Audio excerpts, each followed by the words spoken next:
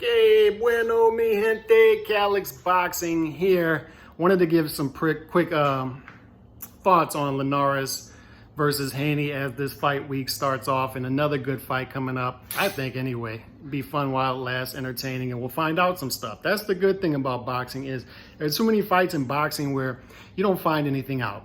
It's just fighter A versus fighter B. We know fighter A is going to be fighter B. We're just looking to stay busy so fighter A can make some money in between a big fight that happens every once in a while. This fight, although Devin Haney not fighting the guy or guys that we want to see at 135, he's still fighting a guy. It's still a step-up fight for him. Linares is still the best fighter he's faced, and this is the next stepping stone in Haney's career because, let's be quite honest, we don't know much about Haney. We know what we see from the eye test, but he hasn't stepped up yet to where we can say, oh, Haney is clearly an elite fighter. This is where we start to find that out against a veteran, classy, crafty vet in Jorge Linares. Now, let's look at the betting odds. Linares is a sizable underdog, sizable.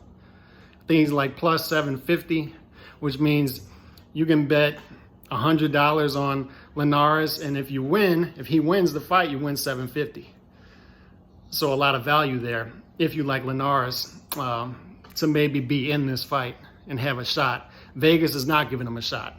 When you see odds that wide, they're just throwing the odds out there to get people to hop on that bait, to see if some people will throw small money down on Linares to win big money. And then if they think Linares is going to lose the fight easily to Haney, and then they can accumulate the small money that was thrown on the table by many people.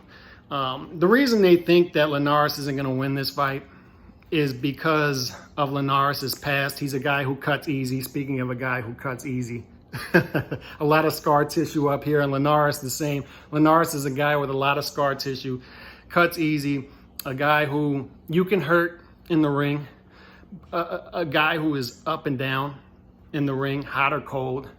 So you don't know really what you're going to get, but during the fight, you watch him fight, and he's a guy who, for a round or two, looks like one of the best fighters in the world. And then the next round, he can look average, very average.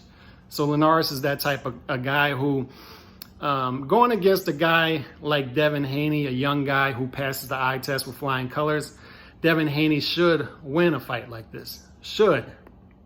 All right, so that's what Vegas is looking at. They're looking at a guy in Linares who once was on that fringe, top 10 pound for pound, looked like a guy who was a pound for pound type fighter, but wasn't able to stay there. When he would step up, he would lose a fight. You saw it against Lomachenko.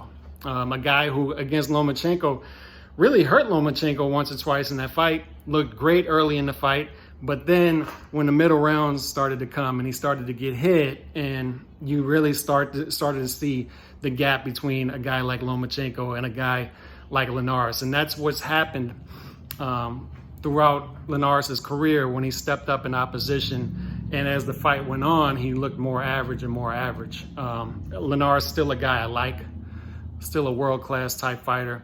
And I hope he can dig deep and make this a fight, man. I hope so. I hope this is an entertaining fight, and we're going to start to get some questions answered about Devin Haney, because a lot of questions need to be answered with Devin Haney. A lot. All right? We need to start to put this picture together, piece it together, and see what Devin Haney is going to bring to the world of boxing. Good, young fighter. So we'll see. We'll see what Devin Haney has to bring to the table, but good fight on paper. You'll see my analysis further and my prediction later on in the week, so stay tuned for that. Peace.